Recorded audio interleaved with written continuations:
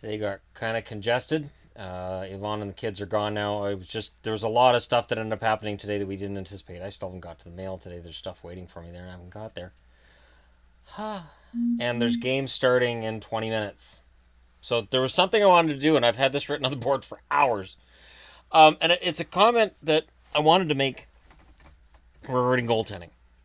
So I don't want to use the pink marker. Pink marker I'm saving for something special. Goaltenders. So I've written down all 31 starters. When I initially did it, I'm like, all right, and I went through the teams in alphabetical order, and I forgot LA and Jersey. So that's why Quick and Schneider are at the bottom. This is not a rating of best to worst. And I included here, these are backups who I feel that at any point in time could be starters. So last night, Freddie Anderson makes 47 saves. And now there's an article on TSN about how he's potentially in the mix for Vezina. And I don't have a problem with that. But here's the thing. So who at this point could you make an argument deserves consideration? I would say Gibson is almost in that conversation. Just the amount of shots they faced in Anaheim and the goaltending he's given them. Absolutely. Smith in Calgary. During his hot streaks? Sure. Crawford in Chicago. Bobrovsky in Columbus. Bishop hasn't been at that level in Dallas, but he's flirted with it. I'm not going to put an arrow to him, though. I don't want to rule out Dubnyk because it's Minnesota. Price, do you really want to rule out Price? Rene in Nashville's been fantastic. Lundqvist's had his runs in New York, so I'll put the arrow there, and then I'll erase it because his overall stats don't get into that range, and I don't think they will again. Anderson Elliott. Murray has not been at that level. Allen has at times. Can get there again. Jones in San Jose. Vasilevsky in Tampa. Anderson in Toronto. There you go. Everybody breathe. Holtby in Washington. Hellebuck in Winnipeg. And Quick in LA. And Schneider in New Jersey has been fantastic. So that's 4, 5, 6, 7, 8, 9, 10, 11, 12, 13, 14. That's 15. Half of the starters in the NHL that I look at and say, yes, these guys could warrant Vezina consideration by the end of the year. And some of the ones I don't have arrows to, people are going to be like, well, wait, what about that guy? Then you look at the backups. Miller's been fantastic. Hudobin's been solid for Boston. You could argue he's a starter. Ward has been better as a backup in Carolina than he was as a starter. But he could still be a starter down the road. Mrazek has at times for Detroit looked very solid. Reimer in Florida right now is their starter. He's kind of being forced into that position because Luongo's hurt. Halak, depending on the week, Halak's the starter in New York. Jari in Pittsburgh is becoming a conversation and is becoming not a controversy, but they never start out as controversies. At the start, it's like, it's really good that kid came up and played really well. And then a few months later, it's like, we have a problem. And the best example of that's in Pittsburgh. Remember, when Matt Murray first came up, to spell Marc-Andre Fleury, it was, this kid's played better than we'd expected. Good for him. And then suddenly he's the option when expansion comes up and Fleury finds himself in Vegas. Hutton in St. Louis has been great when he's been called upon. Nilsson's been better than expected for Vancouver. Subban, even when Fleury comes back, I don't know. Subban may still end up being a starter for about half the games. Grubauer has that potential. I swear he's got that potential. And Mason, who's hurt right now for Winnipeg, he was signed to be a starter. My point is this. I don't know that we've ever had this much depth in net. I don't know that we've ever had this many good goaltenders in the NHL at the same time. And when I look in comment sections on videos, I always see comments about this goaltender and that goaltender. And the truth is, there are a lot of very good goaltenders right now in the NHL. And I'll definitely look at other positions as well. But I cannot recall a year, looking back, when I could say, well, there's 15 guys who could be in the Vezina conversation. 15. Who realistically could be in the Vezina conversation. I'm just looking over that list again, and honestly, they could be there. Now, there's the ones who I think are going to be there throughout the season. The ones who I think are probably a cut above the rest. And I'll underline those ones. Crawford has been good all year, and Crawford is rightly viewed as a guy who has deserved more consideration in the past than he's got. There could be voters who say Corey Crawford deserves a shot.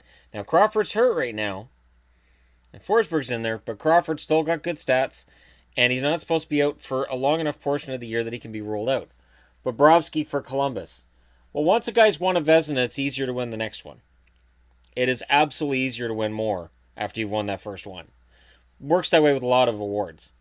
Carey Price. If Carey Price continues this storied comeback, I could absolutely see him getting Vezina votes. If he continues to play really, really well, and if Montreal makes the playoffs, absolutely Carey Price gets votes. Pekka Rinne, based on his play, based on the fact that he played well into, from last season's playoffs, Rinne will get some consideration. He's been fantastic for a long time, and this might be seen as his last opportunity to win this award. Jones in San Jose. Don't ever underestimate a goaltender on a team who has one of the best goals against averages, which means that, I'll go ahead and underline Jonathan Quick early. Because obviously, Quick is going to get votes. Vasilevsky in Tampa. Well, the guy who gets the most wins and plays on the top team and still maintains a good save percentage goals against average is going to get votes. It's going to happen. And to me, Vasilevsky is at that level. And yes, Toronto with Anderson. Anderson's advantage is he plays in Toronto, the most visible Canadian market, probably the most visible market in the NHL. He'll get votes based on that. Holtby. Well, Holtby's won it before, so Holtby will get votes. Hellebuck. Look at the stats. Winnipeg gets outshot quite often, and he still wins them games. So based on that, Hellebuck deserves consideration. So you got 1, 2, 3, 4, 5, 6, 7, 8, 9, 10 goaltenders who I look at and say, yes, they could be Vezina contenders right now. And I'm not even including other ones who could jump back into the conversation at some point, which would be, for me, Ben Bishop would be in there. Talbot's a long shot. He's had bad stats for too long. I could have underlined Dubnyk. Absolutely. Lundqvist, I could have pointed an arrow at, certainly, and left it there. Murray, if he comes back healthy and ready to go. Markstrom, if he was somehow able to keep up his recent pace, but I don't see how he can.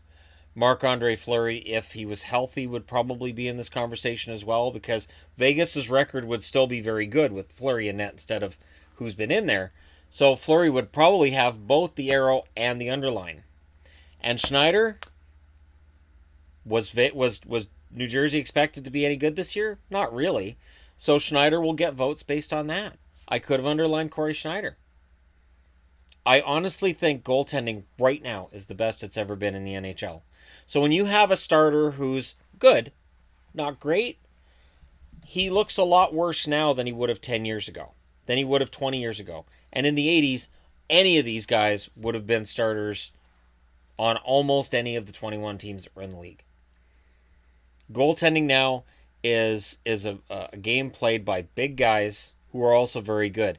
And I think the fact there are so many Vezina-level goaltenders is part of the reason why we're seeing so few rookies this year. So few goaltenders that are moving on. Goaltenders are in better shape for longer.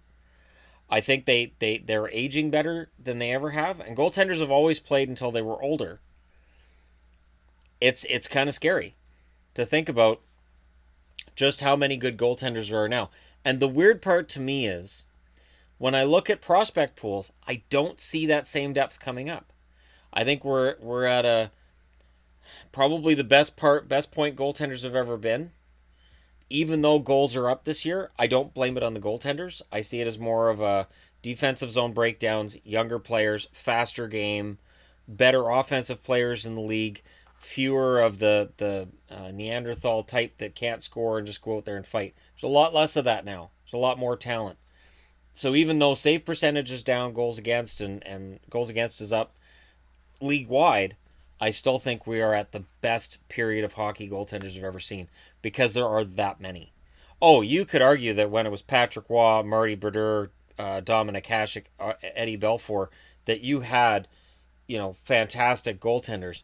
But in terms of having this many, who in any given year you could say, yeah, that's probably a Vezina contender, very rare. Very, very rare, if ever, that I ever saw this happen. Let me know what you guys think in the comment section below. It's just something that crossed my mind today. And by all means, anybody that I didn't throw on the board who are backups, let me know your pick of a guy who you think's flying under the radar. Don't forget to hit like and subscribe if you're browsing your way through. And thank you guys for watching. I'll talk to you again soon.